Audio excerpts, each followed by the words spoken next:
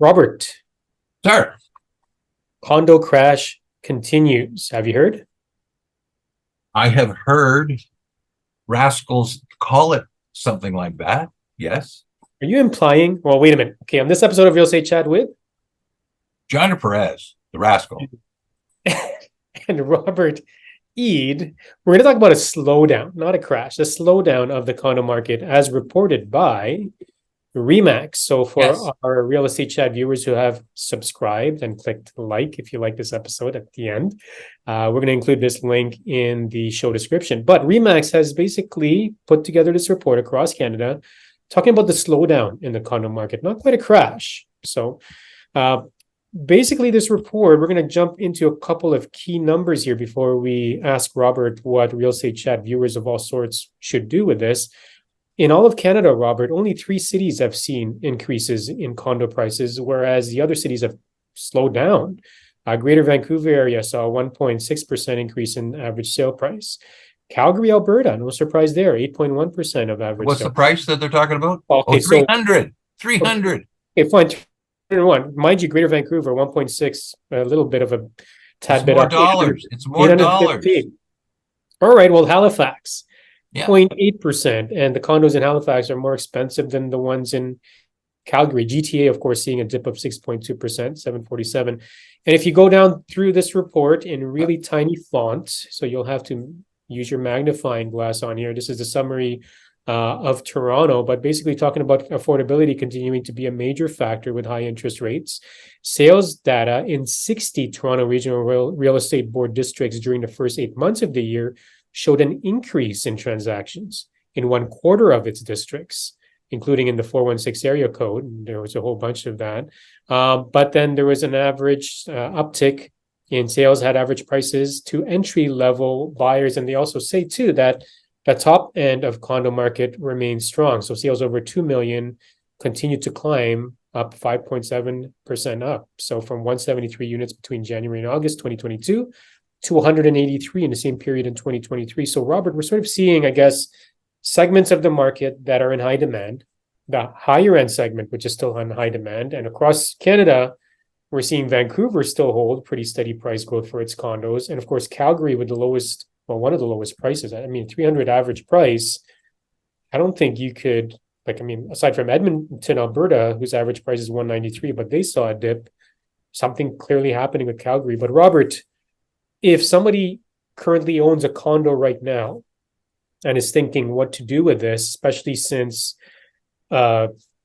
gargantuan amount of condos have been listed and they just have to look outside and on their phones on the listing websites and they'll see all these condos listed. I own a condo. I've been eyeing a larger place. What do I do? Do you live in that condo? I live in this condo, let's say. Yeah, no, it's a hypothetical.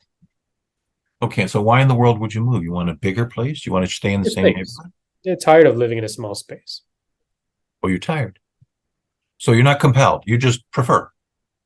Well, okay, let's say somebody Compelled is has, always the key factor is, are you compelled? for whatever reason, somebody is either needs more space, is expecting kids, is Okay, expecting so we fill out the person that you're talking about. The person you're talking about is just found out they're going to be pregnant, and then they're going to have a baby in 9 months, and they're going to need a bigger place in 2 years. Okay, so they have a need.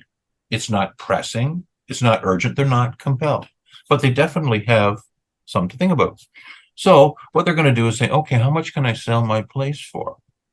And if they can sell it for more than they paid for it, and when they take the proceeds out, they have enough down payment to go to XYZ institution and plunk that money down and get a mortgage that now they can carry comfortably, then now they have a budget. Let's say that the budget is $300,000 more than what they could sell their condo for.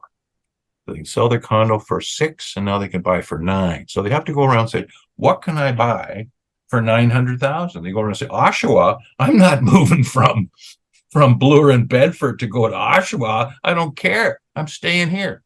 So there you go. That they can live in the condo until the baby's there. They say, look, interest rates are going to come down in 2 years. You should see the premium that they're putting on the 2-year money. They're charging more than 5-year money. They think everybody's going to be a Canadian, take the nice, they're not going to go variable. They're going to go 2 years, 3 years for sure. And they're just jamming them to them on the price that they want for those renewals for a 2 or 3 year term. So they say, I know it's going to be better after that time. I can just see. Stay put, you're saying stay put for now. Like, well, no, you've identified what your price is. Now you know it's 900. So now you can monitor yours. If your 600 is going down to 550, now can you get for 850 what you thought you could do? Is there any other markets that open up? So you don't do anything in a hurry. You do it planned out. Now, if this was a rental, you'd think about it not entirely different. Depends on what utility does that real estate have for you? How much money do you have tied up with it? And what could you do with that money if you had it in your pocket, or you had a promise of getting in your pocket in 2 months? And what else can you do with that, with financing, without financing, with your income, and within the city of Toronto? Now, you want to move to Halifax, you can do well. But can you do your same job in Halifax? If you can, great. Do you want to move to Halifax? No. You want to move to Montreal? Well, maybe you do, maybe you don't. So that's how this is really the people business, and the bricks and mortar is incidental, because you have the same kind of, here we're talking about condominiums. There's 3 kinds of condominiums. Condominiums are about 30 years ago that are very big. They have 2 bedrooms, but they're bedrooms that are like 11 by 11. And they have plenty of bathrooms, and the bedrooms are big. And the living room, dining room is big. And the balcony is big. And the recreational facilities are big. And the monthly maintenance, including everything, is $1,000 a month. But you got $1,200 a square foot. It's like 80 cents a foot, which is not bad. You got the new condominiums that are built on a tiny piece of land. Maybe you got a parking spot, maybe you don't, but it's right downtown. You can walk to work. You don't need 1 car. It's fantastic. It's not big, but it's, you're living a compact life. And then you got the other ones that were built for renters.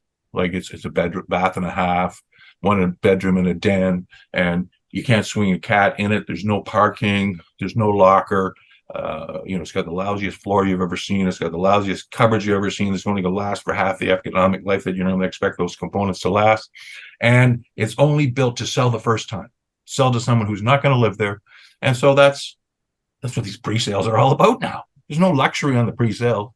There's just these tiny little things that have come in at a price that's, it's probably worth $700, $800 a square foot, but they're trying to get 13, 14 for it. So, okay, so you know what? Let's flip this around then. Let's say, for example, I'm in a different situation. I own a 2,500 square foot house, 2,000, 3,000, whatever, however big of a house you own, and I've lived in it for pretty much all my life now. I'm an empty nester. I'm retired. Yep. And I'm thinking, you know what, with this, with the rates the way it is, doesn't really matter to me because I have no mortgage. But winter's coming up. I don't want to shovel. Spring's coming up next year. I don't want to cut my grass.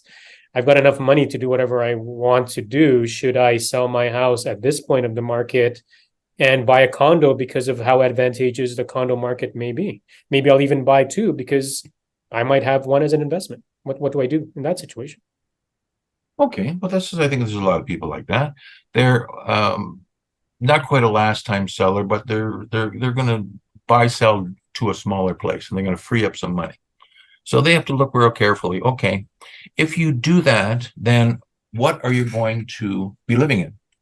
Instead of your 2,250 square foot on 47 foot by 113 foot lot in a 50-year-old neighborhood that you lived in for 22 years, and you're quite familiar with, and you know where all the good stuff is and all the bad stuff is and the doctors and everything, you're going to be moving to somewhere right around the corner? No. Farther away? Yes.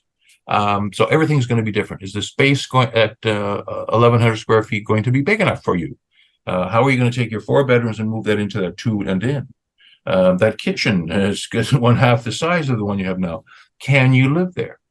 Why are you trying to now pay a monthly maintenance fee instead of paying somebody to just do the work for your own, shovel your own driveway? Like you can pay, you can turn your maintenance on your house into a fee for service. You can get one fella company, open your pool, close your pool, shovel the driveway, all this stuff, do your lawns, do your roof, do your everything.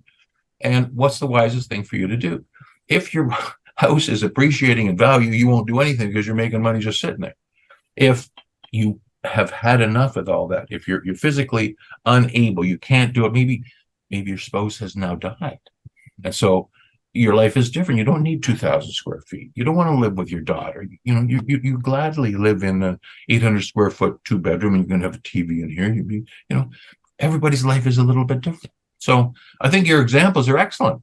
Okay, let's look at one more example that some of Okay. our real estate chat viewers might be in. I'm renting. Yeah. I've saved up 5%, 10%, maybe. Interest rates are now high, so I've got to go for a pre-approval and see what I can afford. But again, there's a ton of condos for sale, and condos may continue to decline. Should I continue renting and paying my landlord whatever they're paying for their rental, whatever they're paying for their carrying costs, or I might be in a purpose-built rental, because there's a lot of them. Watch our previous episodes where we talk about that on Real Estate Chat. Or do I dive in at this point, because is this an advantageous point where, as a first-time buyer, I can enter the market? Okay. You are going to either rent the space or rent the money, because with your 5% down, you're getting a big mortgage, and at these interest rates, the payments are going to be more than your rent, and so you're going to have to trade off the life. If you're living in a purpose-built 2 bedroom with 1 bathroom, and you walk up the stairs, or it has an elevator that's never working, and you got to walk up the stairs anyway with your groceries, and like you don't like it, and it leaks in the basement, all that stuff.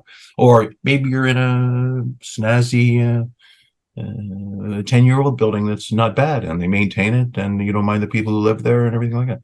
That maybe you can change your life positively to move into a condo.